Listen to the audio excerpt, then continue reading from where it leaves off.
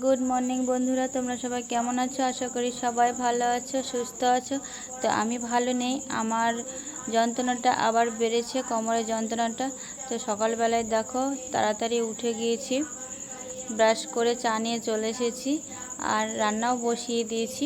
তাড়াতাড়ি রান্না করে ডাক্তার দেখাতে যেতে হবে। একজনকে বলেছে নাম লেখাতে, তো দেখা যাক কি হয়। তো এখানে মাছ ভাজা চলছে আর ওইদিকে পটল ভাজা চলছে। আজকে বাড়ির সব কাজ আমার বরমশাই করেছে, আমি একদমই করতে পারিনি। তো এখানে মাছ ভাজা হয়ে গেছে, এবার মাছের মশলাটা করে নেব। পেঁয়াজ ভাজা হচ্ছে, পেঁয়াজের উপরে এখানে পেঁয়াজের সাথে রসুন ছিল একসাথে বেটে নিয়েছি, দিয়ে ভেজে নিচ্ছি। হালকা ভাজা হওয়ার পরে নুন দিয়ে দিয়েছি, তারপরে দিয়ে দিলাম টমেটো। এবার ভালো করে মশলাটা কষিয়ে নেব। এবার বাকি মশলাটা দিয়ে দিলাম, আদা বাটা, জিরে বাটা, লঙ্কা বাটাটা দিয়ে দিলাম। এবার ভালো করে আবারও কষাবো। এবার হলুদ গুঁড়োটা দিয়ে দিলাম।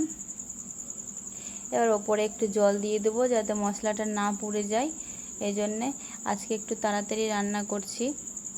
দুই দিকেই রান্না হচ্ছে, একদিকে পটলের রেসিপি হচ্ছে আর একদিকে মাছের রেসিপি হচ্ছে।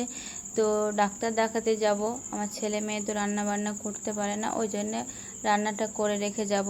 রান্নাটা করে রেখে গেলে দুটো খেতে পাবে, আর না করে গেলে তখন খেতে পাবে না, কে খাবার দেবে?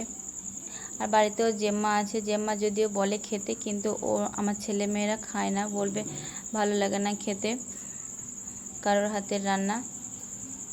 ওই জন্যে আমার ছেলে মেয়ের জন্য আমি রান্না করি। আমার ছেলে মেয়ে বলবে আমার হাতের রান্নায় নাকি ভালো লাগে, আর কিছুই নাকি ভালো লাগে না। কি বলবো, বাচ্চা তো। তো এদিকে দেখো পেঁয়াজ ভাজা চলছে, পটল ভাজা হয়ে যাওয়ার পরে পেঁয়াজ ভাজা বসিয়ে দিচ্ছি। আর এখানে ধরো মশলাটা কষানো হয়ে গেছে, আলুটা। এবার জল দিয়ে দিলাম, এরপরে মাছটা দিয়ে দেব। তো তাড়াতাড়ি রান্না করতে হচ্ছে, 10টার মধ্যে যেতে হবে ডাক্তার দেখাতে, মানে 10টার মধ্যে বাড়ি থেকে বেরিয়ে যাব। তো এখানে মাছের ঝোলটা ফুটছে, মাছ দিয়ে দিলাম।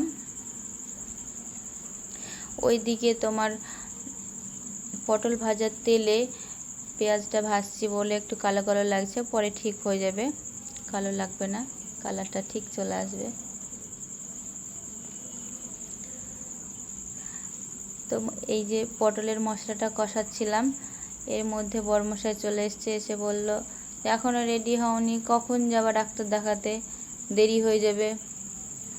তারপরে মশলাটা অর্ধেকটা কষালাম, কষানোর পরে ঝটপট রেডি হতে চলে গেলাম। আর ওইদিকে মাছের ঝোলটা আমার বরই নামালো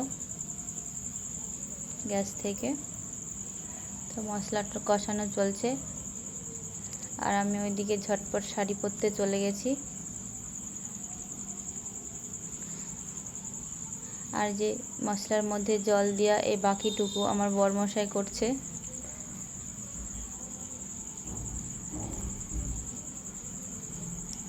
এই দেখো মশলাটা ফুটছে, ওর উপরে নুন দিয়ে দিলাম, নুনটা দেওয়া হয়েছিল না আগে।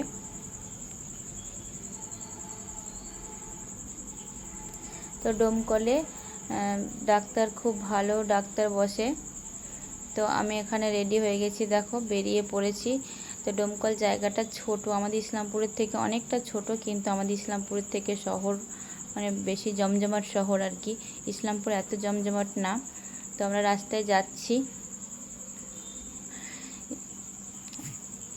ডোমকলে যতগুলো ডাক্তার বসে ভালো ভালো, ইসলামপুরে কোনো ডাক্তার বসে না। ইসলামপুরে হসপিটাল তো একদমই চলে না, তো ডোমকলে নার্সিংহোম, হসপিটাল সব ভালো চলে।